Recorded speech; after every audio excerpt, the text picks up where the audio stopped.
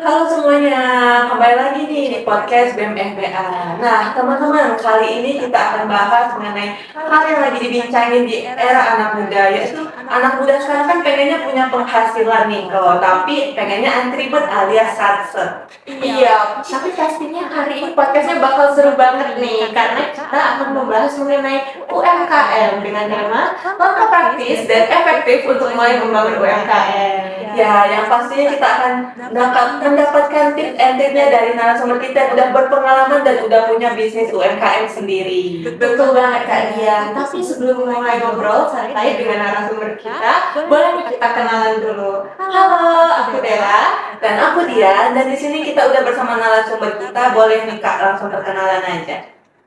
Oke, nama aku Lucky Alvando. Aku juga lulusan dari Universitas Katolik Musikalitas, program studi manajemen. Tepatnya 1 tahun yang lalu. Jadi untuk sekarang aku sebagai owner dari Dimsum How dan juga sekaligus sebagai content creator di sosial media.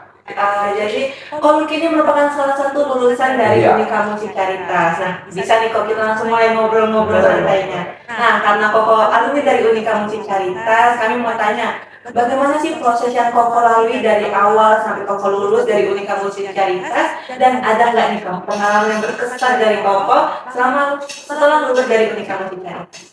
Mungkin aku throwback sedikit ya, flashback ke era-era masih maba-maba ya. Jadi kan semester berapa nih kamu tahu? Semester 4. Semester 4. Oke, aku flashback ke semester 1 kali ya. Oke, di semester 1 waktu itu masih COVID sih.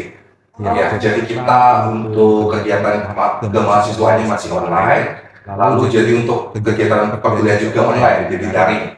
Oke, jadi aku ingat banget di semester 1 kalau nggak salah aku ikut organisasi yang sama kayak kalian. BMFBA ya, Badan Eksekutif Mahasiswa Fakultas Bisnis dan Akuntansi BMFBA. Di situ aku sebagai koordinator MKI juga. Oke, di Bendela ya, Bendela MKI. Jadi aku dulu sama lah kerjanya Bendela. Tapi dulu aku belum secanggih sekarang. Ini yang udah podcast keren banget. Tentunya pertama aku apresiasi dulu untuk BMFBA Fakultas Bisnis Akuntansi. Udah keren banget sekarang dan juga thank you udah aku untuk sebagai narasumber hari ini. Oke, lanjut. Selanjutnya setelah aku ikut BMBH, proses selama BMBH aku ikut PPMC. PPMC itu Putra Putri Musikalitas. Nah, di situ menurutku dua organisasi ini yang ngebangun aku prosesnya sampai aku lulus. Jadi aku ikut organisasi itu di awal aja, pas aku masih maba. Jadi kalau nggak salah semester 1 sampai 3 aku ikut organisasi. Cuma 2 organisasi ini aku sempat ikut Hima Prodi Manajemen ya, MSC apa masalahnya. Tapi nggak sampai selesai karena ada kesibukan lainnya. Iya. Tapi 2 organisasi ini yang menurut aku jadi batu loncatan aku untuk sampai aku dengan sekarang. Jadi BPBA sama PPMC itu yang aku ingat banget sampai dengan sekarang. Jadi terus aku semester 1 sampai 3 aktif organisasi. Lanjut aku mulai ikut lomba-lomba dipercayain sama Kaprodi, Bu Suci, terus ada Bu Suci ya. Oke, ada Kaprodi, terus dekan, ada dosen pembimbing aku juga yang memang nge-push aku. Jadi pas aku ikut organisasi itu kelihatan nih sama dosen yang lain kayak mungkin anak ini ada sedikit skill yang lebih bisa kita tunjukin. Jadi memang aku diberi kesempatan lebih untuk ikut berbagai kompetisi dipercayain. Tahun 2021 kalau aku nggak salah aku sempat ikut 2021 itu berarti semester 2 masih semester 2 atau semester 3 ya.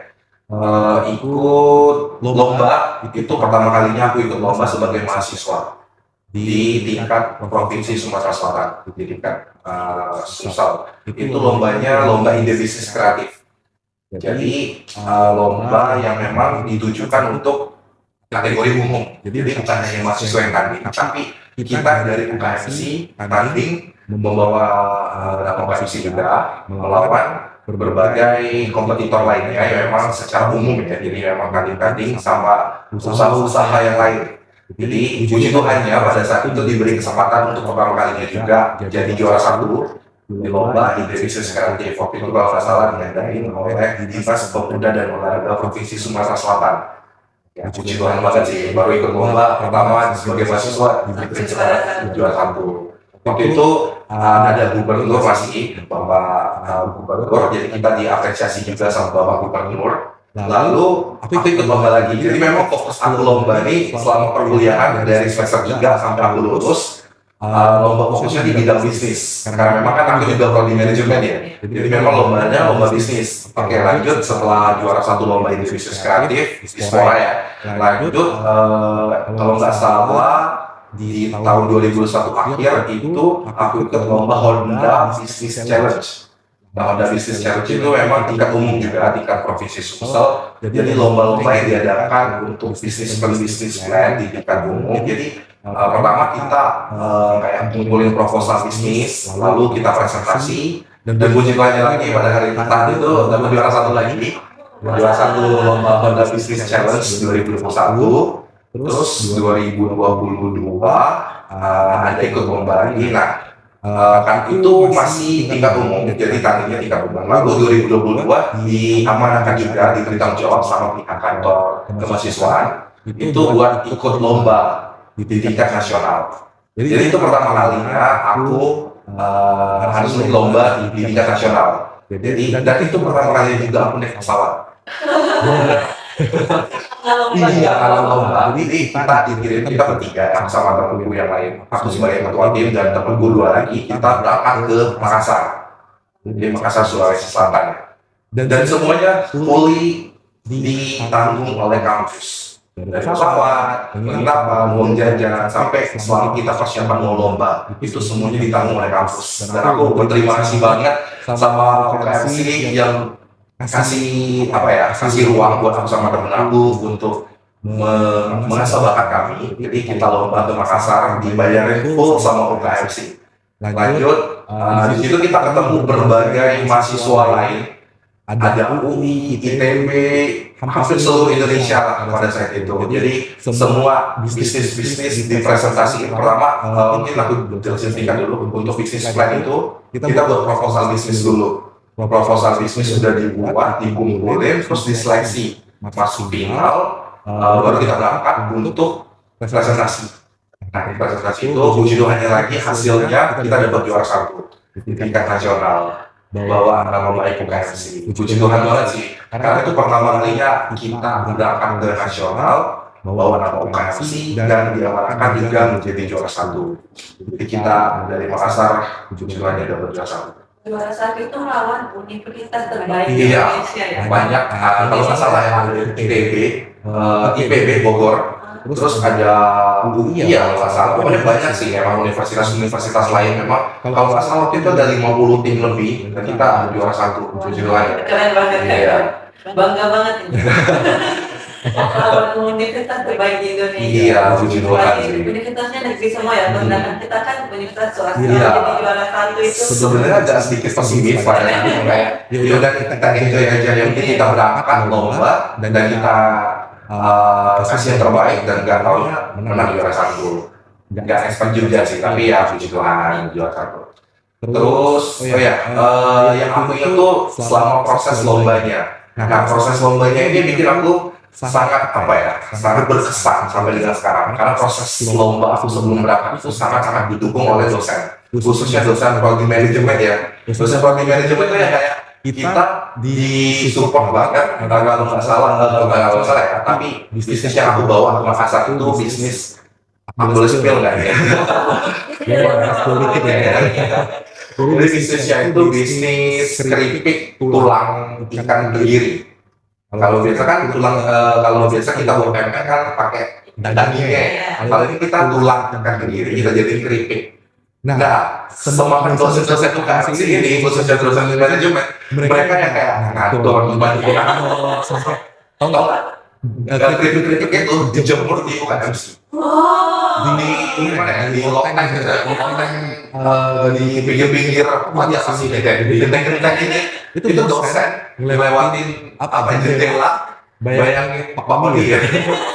Pak Muli itu ngelewatin jendela untuk naik ke genteng, dan pokoknya bantu jemur-jemurin keripik kami, sedangkan biar kami fokus belajar. Jadi keren banget sih support dari sesama effort.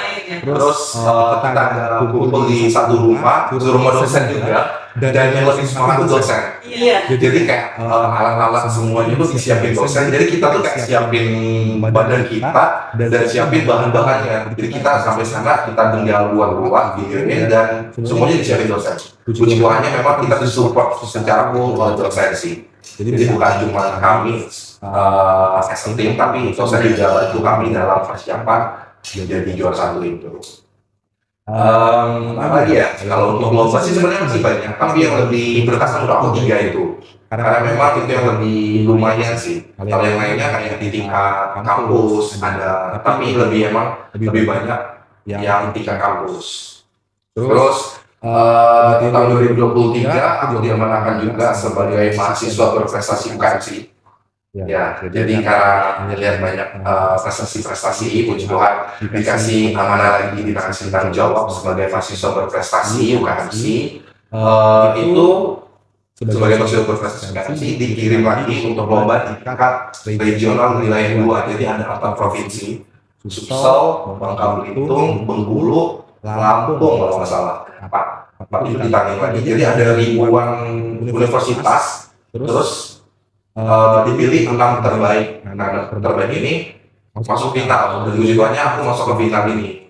Jadi dari itu juga nggak asing, dari ribuan, bayangin kampus negeri-negeri semuanya yang terbaik, dan kita kalau nggak salah satu-satunya kampus swasta yang masuk di situ ke final 6 universitas terbaik pada saat itu.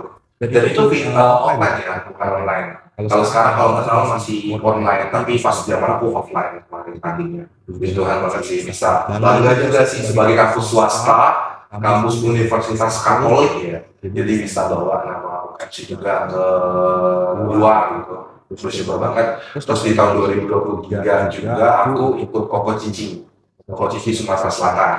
Ya. Waktu itu lagi persiapan skripsi kalau nggak salah, lagi skripsi, tapi aku masih sempat untuk ikut Koko Cici. Habis ikut Koko Cici, nggak lama sebulan kemudian aku ikut lomba Business Kids nasional. Puji Tuhan buat satu lagi. Jadi biasanya aku lomba itu di bulan Oktober November. Dan aku pernah di bulan Oktober November itu ada ikut 3 lomba sekaligus. 3 lombanya puji Tuhan, 3-3-nya juara 1 semua. Iya, puji Tuhan. Jadi nggak ngaruh ya. Iya, jadi itu juga sih sama pihak kampus yang selalu support dan selalu kasih info. Ini ada info lomba nih, bukan cuma dikasih info lomba, tapi kayak ikut nih, didukung, dikasih pendanaan gitu. Thank you juga untuk pihak kampus, kantor mahasiswa alumni UKMC, KKA, thank you juga. Kayaknya yang terakhir itu di Business Case lomba terakhir ya, Business Case nasional juara 1 itu MFC yang adain, tapi di tingkat nasional. Jadi ada universitas lain, kalau nggak salah ada Ciputra, apa lagi ya, swasta besar di Jakarta itu ya. Banyak sih, tapi kita berhasil juara 1. Itu ada begini-begininya pasti ada sampai sekarang. Jadi itu tahun kelepasan terakhir aku kayak nah yang ini aku target untuk juara 1 karena aku pikir ini bakal jadi kompetisi terakhir aku sebagai mahasiswa, dan ternyata benar itu sebagai kompetisi terakhir aku dan berhasil jadi juara 1. Apalagi ya?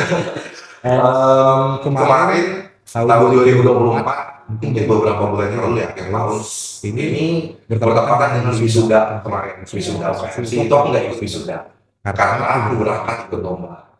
Lomba ini bukan sebagai mahasiswa, tapi Koko Cici, tapi yang tingkat nasional. Di Koko Cici Indonesia, kalau yang 2023 itu ikut Koko Cici Sumsel. Di 2024 akhirnya aku dikasih kepercayaan untuk mewakili Sumsel ikut Koko Cici Indonesia, dan dapat gelar sebagai Koko Indonesia Best Project 2024.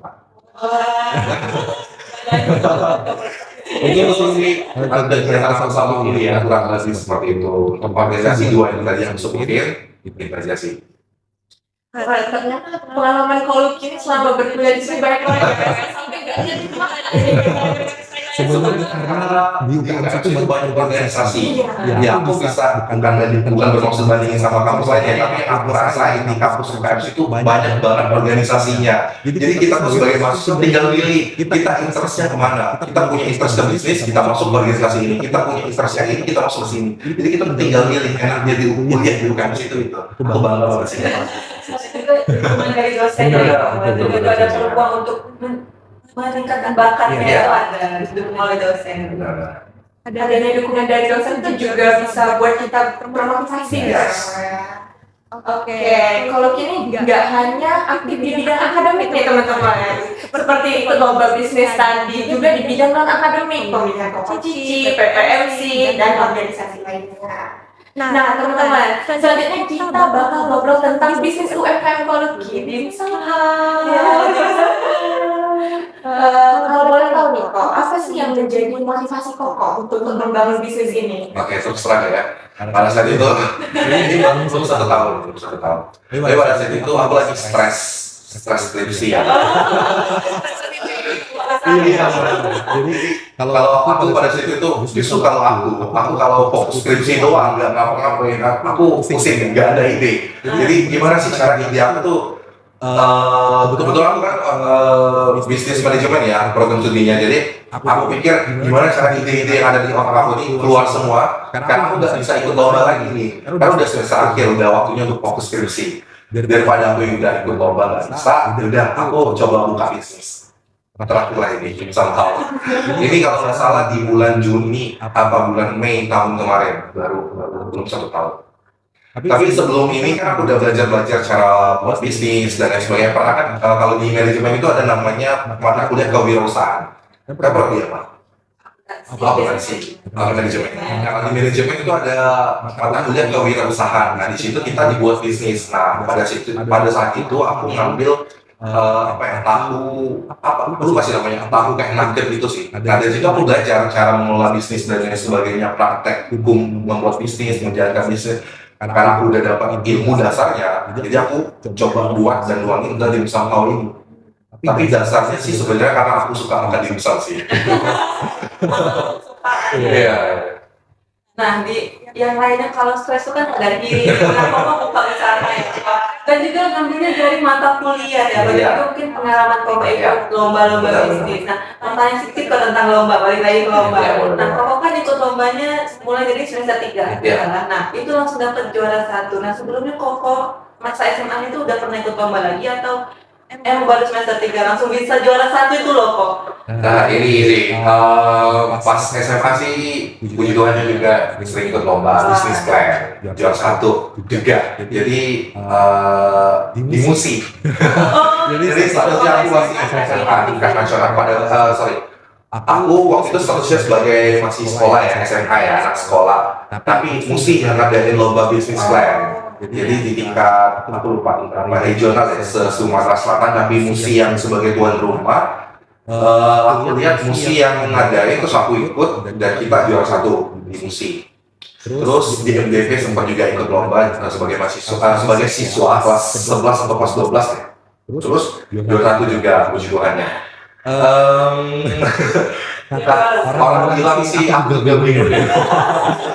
Ada satu pertanyaan. Ada satu pertanyaan. Pakai ilmu apa?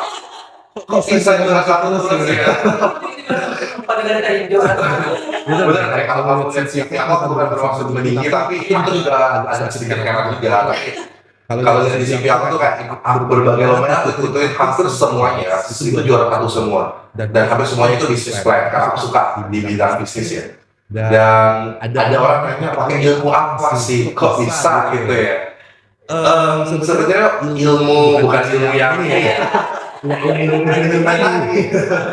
Ya sebenarnya banyak ilmu-ilmu yang bisa kita pelajari di luar mata kuliah, di luar pembelajaran di sekolah, di kuliah yang bisa kita pelajari. Ya memang terkait bisnis plan, bisnis case itu banyak banget sih.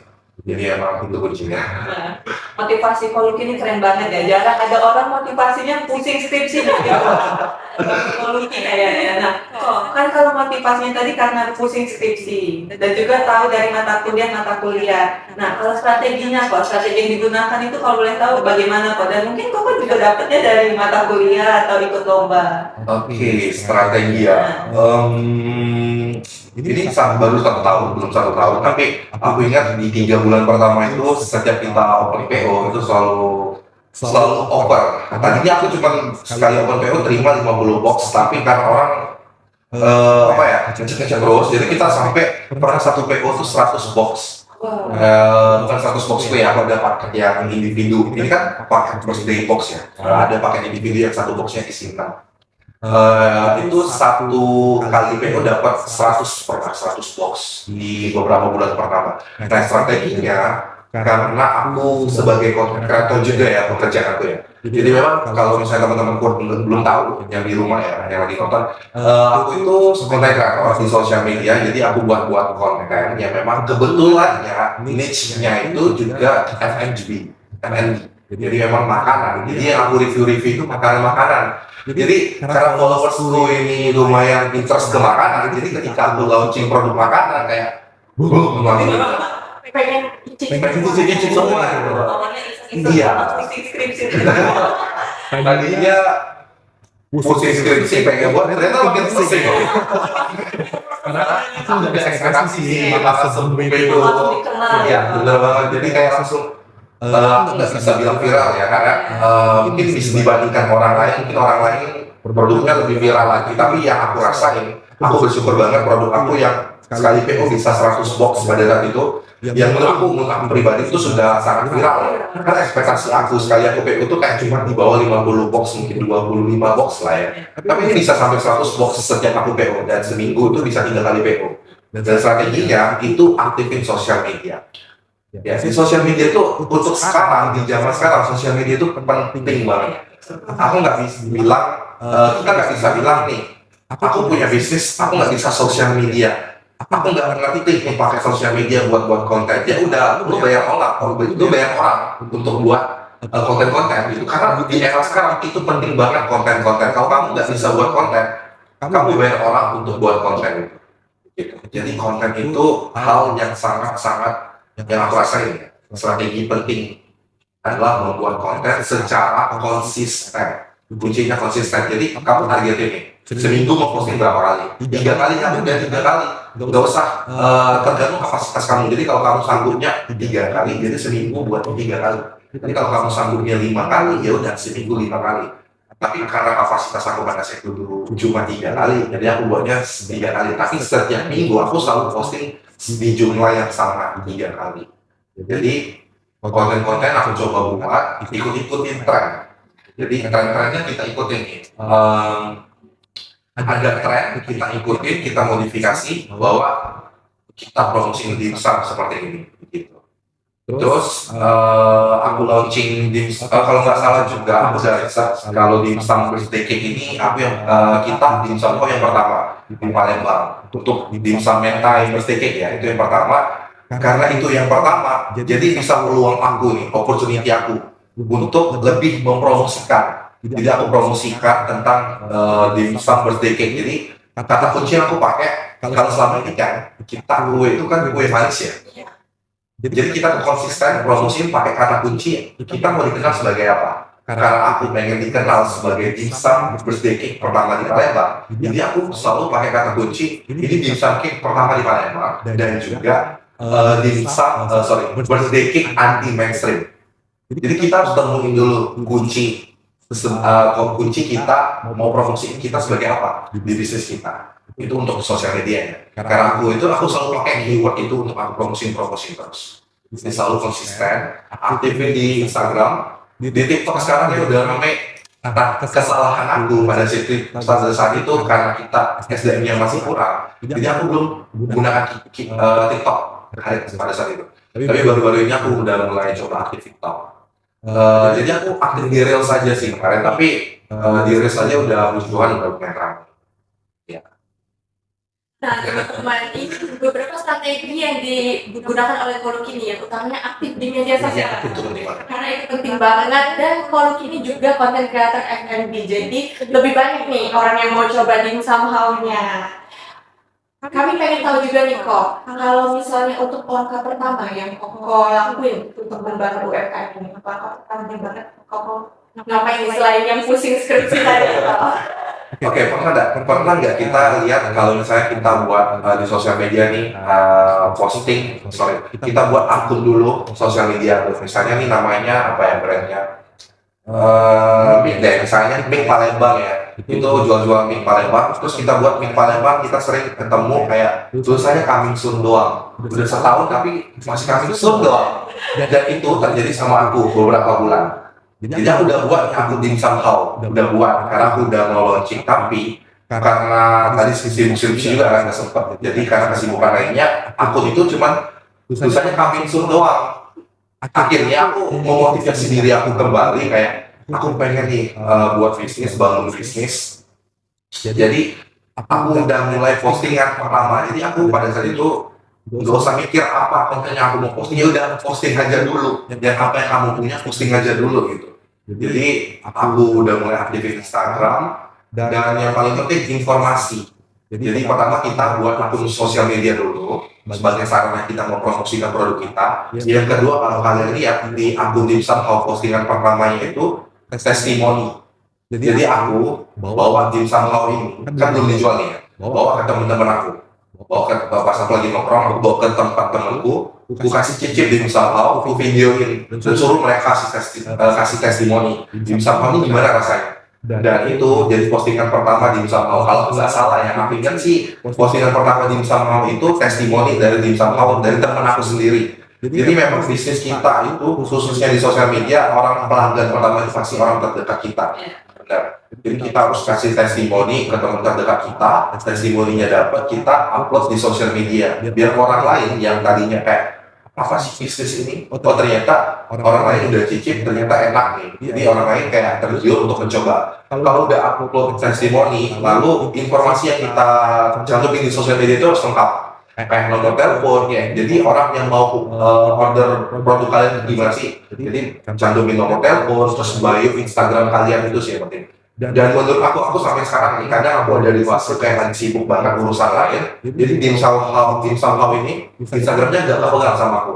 Jadi tapi sampai walaupun aku misalnya seminggu aku nggak aktifin Instagram dimsum how, tapi orang lain selalu ngechat, orang yang nggak follow kita ya. Terus aku bertanya, kok bisa ya orang lain dapat Instagram dimsum how? Padahal aku nggak posting apa-apa selama seminggu lebih. Kuncinya ada di nama di Instagram. Ada nggak sih yang selain username yang kan username di atas, di bawahnya itu ada nama kan? Nah itu menurut aku itu sangat berperan sekali dalam pertumbuhan dimsum how. Jadi di situ aku tulis dimsum how birthday cake Palembang kalau nggak salah. Nah itu jadi keyword. Jadi ketika orang cari birthday cake Palembang keluar dimsum how. Jadi itu kalau nggak namanya itu SEO.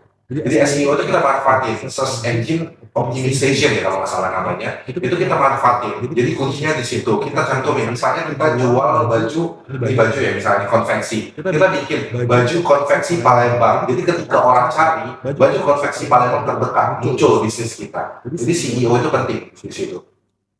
Udah CEO, terus kayak informasi lainnya kayak di sorotan Instagram kita, misalnya for order, price list, itu udah kita harus buat di awal. Di orang-orang tuh kayak, oh lengkap ya informasinya, lokasinya, price listnya udah ada, apalagi ya, testimoni. Jadi kalau bisa di awal itu sebelum kita launching, pastiin Instagram kita, karena Instagram itu menurut aku sebagai rumah. Jadi kalau orang mau visit rumah kita, pastiin rumah kita itu sebagai rumah yang bagus. Jadi pastiin dulu sebelum kalian launching produk, pastiin Instagram kita udah sangat lengkap, informatif, dan sangat membantu orang lain ketika orang lain butuh apa gitu.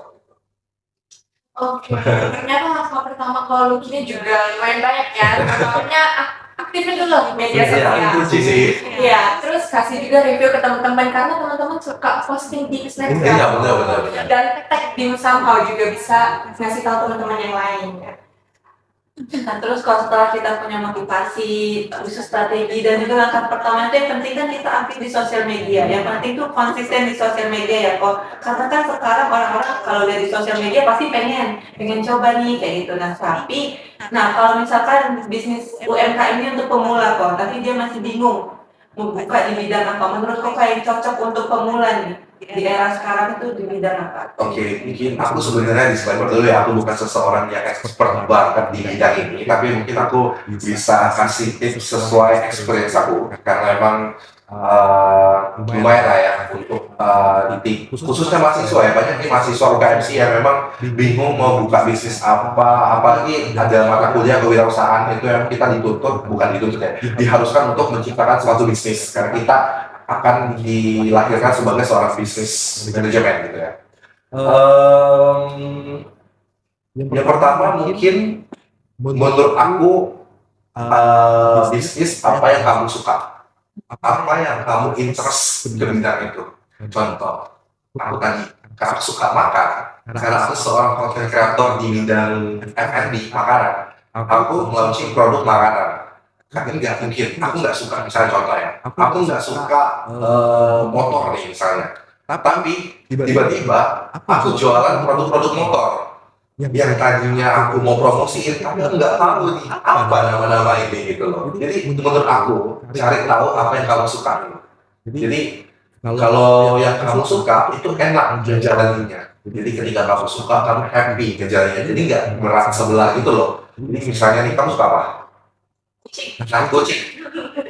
Boleh nggak kalau kucing atau makanan kucing gitu? Karena kamu ngerti ini, karena kamu pelihara kucing, kamu ngerti makanan kucing apa, aksesoris kucing apa. Jadi kamu ketika mau promosiin produknya, kamu ngerti value yang kamu akan jual tuh apa gitu. Kalau aku cari tahu dulu apa yang kamu sukain. Jadi nggak bisa, misalnya nih, si A baru launching produk kosmetik, mau ikut produk kosmetik, padahal kamu nggak ngerti kosmetik. Itu sih. Jadi aku nggak bisa nentuin, bisa bilang produk apa itu nggak bisa. Tapi dari diri kita sendiri kita suka apa. Untuk aku sih itu. Dari kesukaannya. Oke, Koko kan misalkan dimsum, jadi Koko tahu cita rasa di Iya. makanan enak tuh kayak mana. Kalau kucing juga misalkan kucing Anggora nih nggak boleh makan gini, harus pakai dari diri kita sendiri. Nah, kalau misalkan nih saya buka usaha, tapi kayak dimsum kan banyak ada di mana-mana. Nah, cara kita ngembanginnya tuh kayak mana kok biar yang lain tuh nama kita tuh lebih terkenal daripada yang lain gitu. Yang pertama sih menurut aku cari tahu value produk kamu yang bikin produk kamu tuh beda sama produk UMKM atau produk sejenis yang sama. Cari tahu, misalnya nih, kalau aku ya, pengalaman aku kemarin, aku sempat sebelum aku launching, aku research dulu. Jadi di awal aku beli nih produk-produk dari kompetitor. Aku beli, kalau nggak salah waktu itu aku ada beli lebih dari 10 dimsum dengan merek yang berbeda. Ada yang paling mahal, yang harganya mohon maaf yang lumayan jauh, terus ada yang relatif hampir sama gitu-gitu. Aku coba makan, aku bandingin, terus aku catat, aku review produk brand A, produknya gini-gini, kelebihannya apa aku catat, kekurangannya apa aku catat. Itu yang aku lakuin sebelum aku launching dimsum house. Jadi aku research dulu, aku catat, terus aku evaluasi apa yang bisa aku pakai di produk mereka. Ini bukan apa ya, bukan copy paste ya, tapi kita bisa pakai teknik ATM, amati, tiru, modifikasi. Jadi nggak ketiba, misalnya ini, oh bagus, aku ambil sebagai ide aku, terus aku ketiba mirip itu nggak boleh. Jadi kita boleh pakai teknik ATM, amati, tiru, modifikasi. Jadi udah dapat, udah aku kumpulin kelebihan apa nih dari produk mereka yang bisa aku pakai, terus mereka belum punya apa, terus bisa kita pakai gitu. Jadi kita harus ATM tadi Iya. ya, amati, tiru, modifikasi. Research juga penting sih, research kompetitor ya. Jadi kita tuh butuh persiapan yang matang ya. Kalau Iya. misalkan satu produk brand A ini kekurangannya ini, kita Iya. bisa tutupi di produk Iya, yang benar, ini. benar. Terus tadi kalau udah dapat semua, kita kasih testimoni yang lain ke teman kita. Jadi mereka tuh bisa, kadang teman kita tuh jujur. Iya benar. Asli lagi. Iya, itu tuh penting banget. Jadi di awal-awal di usaha sebelum launching itu aku benar-benar dapat kritikan banyak dapat dari teman-teman aku. Tapi bukannya aku berkecil hati ya dapat kritikan, tapi kayak Terima kasih. terima kasih banget karena kalian udah kasih kritikan, dan sekarang semua kritikan itu, semua yang aku lakuin, kesalahan yang aku buat sebelumnya udah aku tutupin dan aku evaluasi, kasih solusi gitu. Ya, bisa mengembangkan sampai dikenal. Iya. Dikenal ya, Pak, di Palembang. Enak sih lihatnya. Untuk sekarang followersnya masih dikit lah. Tapi pesanannya banyak. Justru kritikan atau saran yang kecil itu sangat penting ya kalau kita membangun bisnis ya, karena itulah kita bisa lebih tahu nih apa kesalahannya, apa kekurangannya, jadi kita bisa memperbaikinya. Nah, flashback sedikit nih Koko tadi bilang kalau ada PO pernah 100 box, Ya. itu Koko mengorganisir sendiri atau ada tim yang membantu? Oke, aku mungkin ngobrol santai ya. Jadi kita itu sebenarnya sama kami bisnis keluarga. Jadi aku sebagai owner yang ngelola semuanya, tapi bantu sama keluarga aku di rumah. Jadi ada tante aku yang memang aku kasih kepercayaan untuk bantu aku di bidang buat dimsumnya. Jadi memang orangnya cukup telaten, aku percaya cukup telaten, dan dia memang secara masakan itu udah enak banget. Jadi kita berapa kali tes buat produk-produk, buat dimsum berapa kali coba kita berdua, terus dapat hasil yang seperti ini. Yang dapat kita juga terima berbagai kritikan. Terus ada dadaku, terus ada keponakan-keponakan aku yang di rumah. Jadi mereka bantu, misalnya nih lagi rame, mereka bantu packing, mereka bantu guntingin stiker, tempelin stiker gitu. Tapi aku percaya di bagian yang memang menurut aku kapasitas mereka bisa jadi apa. Gitu. Terus ada admin yang balas chat, terus berapa ya? Ada tante tuh bagian bantu buat dimsum. Aku sendiri yang ngebantu juga, terus aku hampir semuanya ngebantu sih. Terus admin, ada keponakan-keponakan aku yang bantu untuk packing semuanya. Tapi kita sempat krusial banget sih, crowded banget, 100 box sehari. Itu kita start di jam aku disclaimer dulu ya, aku nggak ambil lagi 100 box sehari, karena itu pengalaman, tapi aku udah nggak terima lagi 100 box sehari karena udah nggak sanggup lagi sih sebenarnya, karena SDM-nya nggak cukup. Karena pada saat itu share-nya ya, itu crowded banget, jadi kayak kan udah di list nih pembagian, kita start sore, kita kan pagi buat dimsum, kita beli semua bahannya, kita buat adonannya, start pengambilan sore. 100 box, berarti kita ambil bagi 5 sesi, berarti setiap sesi itu 20 box. Kadang di sesi 1 nih kita udah bagi, ada orang yang misalnya namanya A di sesi 1, dia ambilnya di sesi 2, atau bahkan di sesi 5 gitu. Jadi kan bertumpuk-tumpuk ya. Jadi itu sih crowdednya. Jadi ada juga yang misalnya drivernya nggak sabaran. Kita kan dimsum produk yang fresh ya. Jadi ketika ada yang mau ngambil, baru kita proses biar produknya tetap hangat ketika sampai ke customer ya. Ini crowdednya di situ, ada yang memang mungkin drivernya yang agak sedikit kurang sabar, jadi agak gimana gitu. Tapi untuk orang-orangnya kurang lebih ada 5 orang 100 box itu, tapi cukup crowded dan kita nggak mau lagi sih. Iya, tapi pengalaman luar biasa sih. Jadi ini. Kalau nggak salah di sebulan di 2 minggu itu kita terima 100 box, tapi per minggunya itu 3 sampai 4 kali per PO. Habis itu kita semua yang ada di rumah sakit semua. Ada yang sampai tipes. Aku sendiri udah teman-teman kita close order ya. Kalau sakit kita close order. Kita close order seminggu, bayangin kita per PO 2 minggu 100 box. Terus close PO 2 minggu lagi. Close PO 2 minggu karena kita kecapean semua. Jadi jangan ya, jadi harus tahu juga kapasitas kita seperti apa. Jadi kalau kapasitas kita cuma 50 box ya udah 50 box saja, daripada hasilnya nggak maksimal. Kalau waktu itu aku kayak ambisi banget sih, karena kayak sayang banget nih udah viral, tapi aku nggak memanfaatkan momennya gitu. Tapi kalau bisa jangan, kalau bisa di pembagiannya diratain. Itu sih pengalaman aku.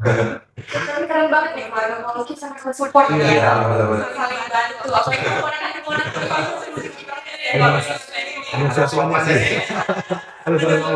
Ini sih harus makan.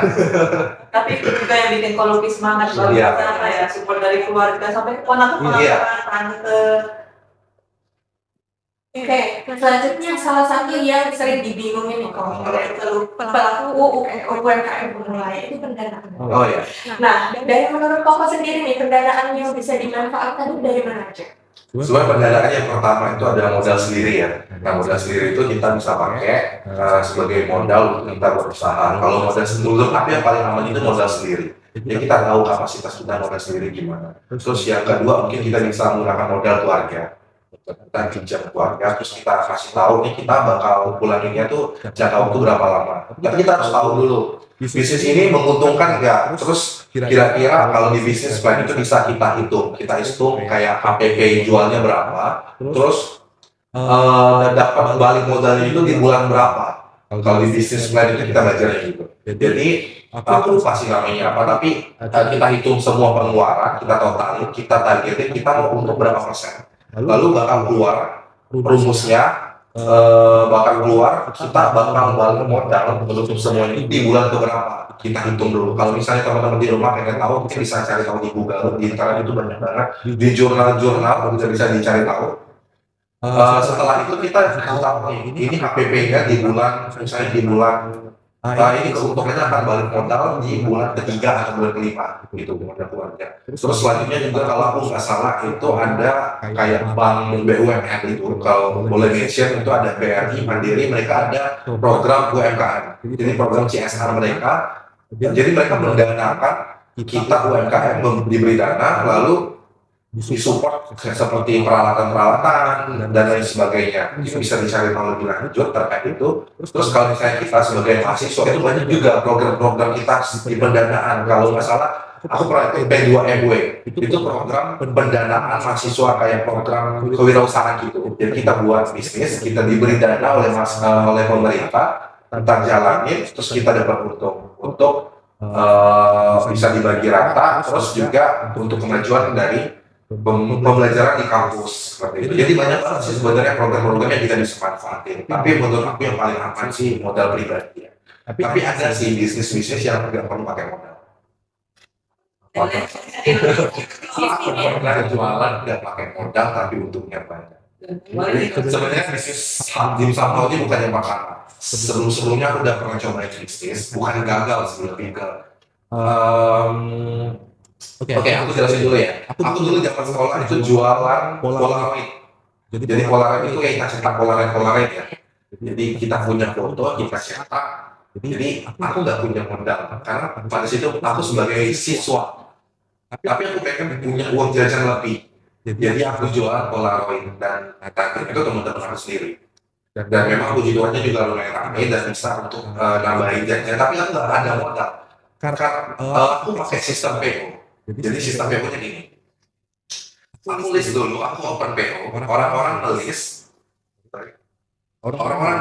terus aku minta orang yang list itu list bayar payment 50% minimal atau mau lunas boleh. Di situ aku nggak uang dari mereka. Jadi aku open PO, aku list, mereka semua bayar. Rata-rata sih bayarnya 100% ya, karena biar nggak ribet ya. Jadi nggak ambil.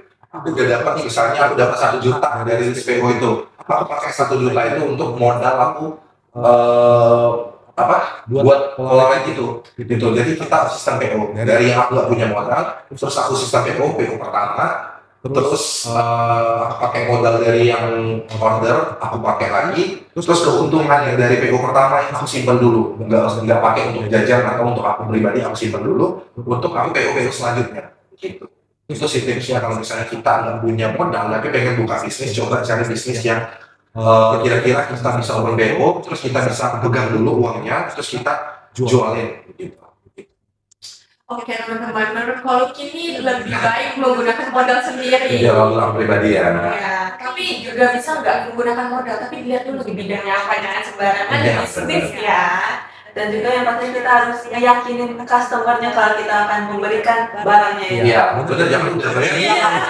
Bisa dilakukan. Kita harus yakinin dulu, Betul. jadi nggak mau BO. Iya.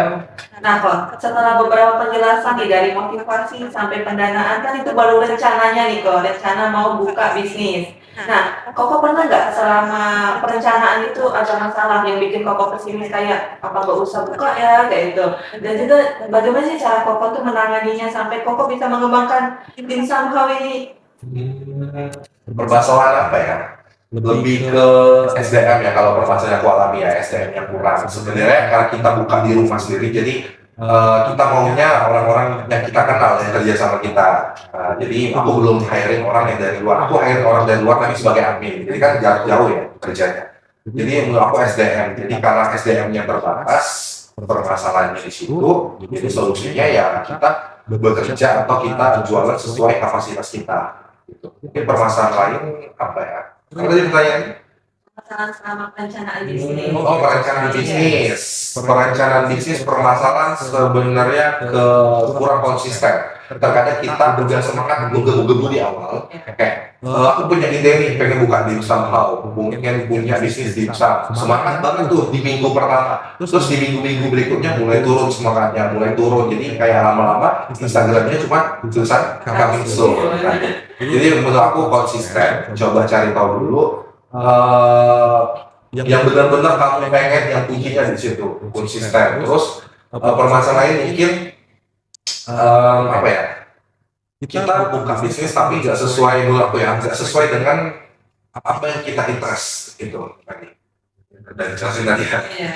Nah, teman-teman yang pastinya itu kalau mau buka bisnis yang pasti ada masalah ya. Iya. Tapi balik lagi ke kita, cara kita menanganinya. Terutama SDM ya kok. Iya. SDM itu sangat butuh banget dukungan dari teman, dari keluarga, dan juga konsisten. Nah, ini yang kadang anak muda ini ya, kok Ya punya, atau paling Gen Z ya. Masa tidak jalan-jalan ya. Nah, teman-teman, dari sharing koloknya tadi mengenai masalah, sekarang kita beralih ke tantangannya kok. Pasti membuka bisnis itu ada tantangannya kok, nggak mungkin enggak. Nah, apa sih cara Koko untuk menghadapi tantangan itu? Gimana cara Koko mengatasi? Tantangannya sih lebih ke kompetitor ya menurut aku ya. Tantangannya itu karena dimsum how ini menurut aku harganya lumayan pricey dibandingin kompetitor yang lain. Harganya mungkin perbedaan 10.000, 15.000 dibandingkan kompetitor yang lain. Jadi mungkin tantangannya di situ. Jadi ada yang mungkin udah bertanya nih, nanya kita order dimsum, kita kirim price list. Ini dia udah candu duluan, dia mau booking di tanggal sekian, untuk tanggal sekian kuenya, terus kita terakhir dia nanya harganya berapa, kita kirim price list, terus nggak lama hilang. Ya, rata-rata seperti itu karena mereka membandingkan produk dulu, membandingkan ke yang lain. Sebenarnya nggak masalah, cuman itu sebagai tantangan kita. Gimana sih caranya biar walaupun harga kita pricey tapi orang-orang tetap memilih kita, gitu. Mungkin kalau dari aku, kita harus meningkatin value. Boleh harga tinggi, tapi value apa yang kamu jual, gitu. Nggak mungkin kan harga tinggi tapi rasa aneh, gitu kan. Jadi pertama, kalau dari aku pakai bahan-bahan yang premium, itu yang penting. High quality lah ya, high quality, terus pakai bahan premium, terus rasa, pasti rasa kamu tuh berbeda dari yang lain.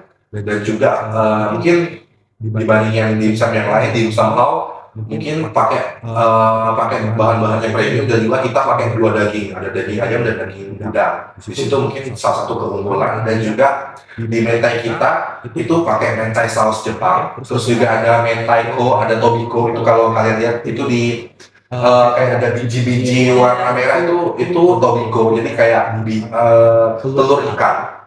Kita pakai di situ, kelebihannya di situ. Jadi kita jual produk-produk yang memang kamu harga tinggi tapi sebanding, jadi kayak wah lah kita beli mengeluarkan harga segini tapi rasanya tuh segini. Dan harus ada kualitasnya ya. Benar. Nah kok, gimana sih tanggapan Koko misalnya nih ada yang buka usaha, dia ngasih harga murah, tapi setelah dia rame, harganya dinaikin, nah terus jadi sepi. Gimana menurut Koko? Balik lagi nih sip dan rezeki ya. Sebetulnya dicontoh seperti itu. Tapi bukan ada rezekinya waktu. Karena sebenarnya bukan rezeki, tapi lebih ke aku sempat lagi rame nih, karena memang bahan bakunya juga lagi naik, aku naikin harganya. Tapi puji-pujiannya orang-orang masih memilih kita. Itu kuncinya tadi kita kasih harga sebanding apa yang kamu jual itu sebanding apa yang mereka dapetin, customer dapetin. Kadang kita tuh harus perlu sebagai business owner, kita perlu mendapatkan diri kita sebagai customer. Jadi kayak nih orang ngeluarin uang 50.000 gocap nih misalnya, terus dia beli produk kita. Kira-kira dia bisa nggak beli produk kita? Jadi kita menempatkan diri kita sebagai customer. Jadi misalnya kita makan tuh enak nih, ternyata pasti dipastiin orang lain nggak misal beli produk kita gitu. Terus juga brand nama. Sebenarnya nama itu penting sih. Misalnya nih, contoh ya, ini Aqua ya. Misalnya kita ke Alfamart, kita bandingin nih sama yang lain. Misalnya apa yang lainnya? Misalnya produk brand minuman yang lain. Karena Aqua udah punya nama, sebenarnya minumnya itu sama, semuanya air putih semua. Tapi kan Aqua udah punya nama, tapi Aqua. Karena kita nggak mau ribet, nggak mau pusing. Nah itu tadi. Jadi pastiin brand kalian, produk bisnis kalian itu punya nama dulu. Jadi aku benar-benar gencar di awal, kalau nggak salah 3 bulan pertama, aku benar-benar gencar mempromosikan Dimsum House. Aku bukan mempromosikan dimsumnya aja, tapi brandnya Dimsum House. Jadi orang-orang mengingat kalau cari dimsum, Dimsum House gitu. Nah, ngomong dimsum how nih kok, kok terinspirasi dari mana nih nama dimsum how itu? Sebenarnya karena di Koko Cici.